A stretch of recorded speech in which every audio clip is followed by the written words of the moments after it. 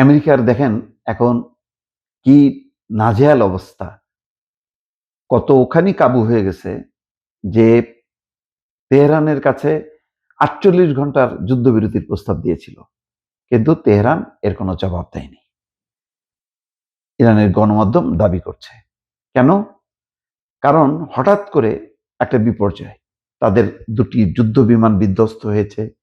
২ জন আ আ উম crew বা pilot তারা জীবন রক্ষা পেয়েছে। কিন্তু একজনকে খুঁজে পাওয়া যাচ্ছে না। একজনকে তারা খুঁজে নিয়ে যেতে পারছে। কিন্তু আরেকজনকে পাওয়া যাচ্ছে না। তারপরে কুয়েত সহ কয়েকটা জায়গায় এমন হামলা চালাইছে যে এত বড় ধরনের চ্যালেঞ্জের মুখে পড়ছে আমেরিকা, যেটা তারা কল্পনা করতে পারেনি।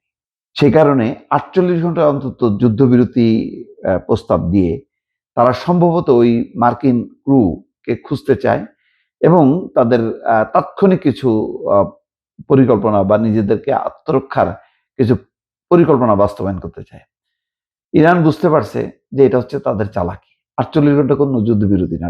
ইরান বারবার বলছে স্থায়ী যুদ্ধ বন্ধ করতে হবে। ওই আজকে ৭ মাস আগে হামলা, এখন হামলা, কিছুদিন পর আবার হামলা, এই হামলার মধ্যে থাকবে না। কিন্তু আমেরিকা কন্টিনিউয়াস তাদেরকে এই প্রেশারে রাখতে চায়। ইসরায়েলে কামান ফিট করে রাখতে চায় যে তারা কিছুদিন পর, পর ইরানকে অস্থির করবে, গুপ্ত হত্যা চালাবে, এই কর্মকাণ্ডগুলো করতে থাকবে।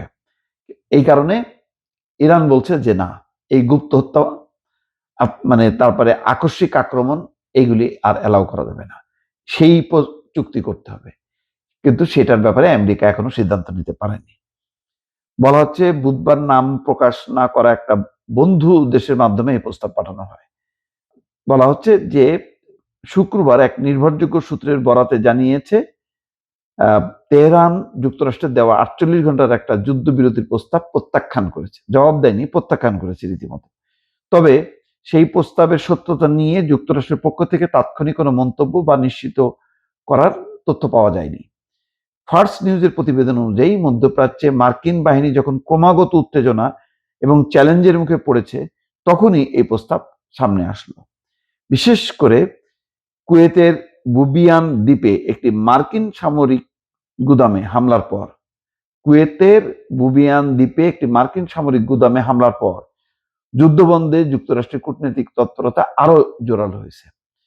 ইরান এই প্রস্তাবের কোনো লিখিত জবাব দেয়নি, বরং হামলার তীব্রতা বাড়িয়ে মাঠের পাল্টা জবাব দিচ্ছে।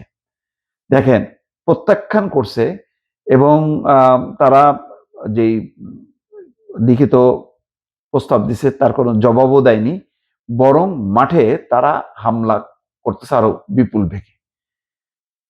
এর থেকে অনেক কিছু কিন্তু ধারণা করা যায় যে এখন ইরান একা না, ইরানের সাথে এমন কিছু শক্তি যুক্ত হয়েছে, নাম প্রকাশ হয়তো তারা করছে না, এ কারণে যুদ্ধের যে তীব্রতাটা কিন্তু আরো বেড়ে গেল।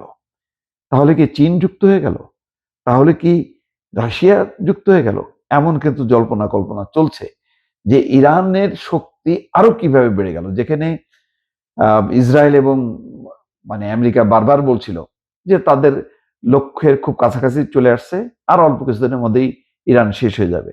সেখানে দেখা যাচ্ছে যে এমন সব হামলা হচ্ছে যেটা তারা কল্পনাও করতে পারেনি।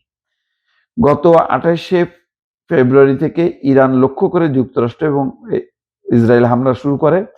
এতে এখন পর্যন্ত ১৩৪০ জন নিহত হয়েছে। তার জবাবে ইসরায়েল ও জর্ডান, ইরাক, মার্কিন সামরিক ঘাঁটি রয়েছে এমন উপসাগরীয় দেশগুলোতে ক্ষেপণাস্ত্র এবং হামলা চালাচ্ছে। খেয়াল করেন যে একই সময়ে ইরাকের যেই ইরান সমর্থিত সশস্ত্র গোষ্ঠী তারা শক্তিশালী হয়ে গেছে। হিজবুল্লাহ একেবারে ক্ষেপণাস্ত্র ছুটতেছে, হুতিরা ছুটতেছে।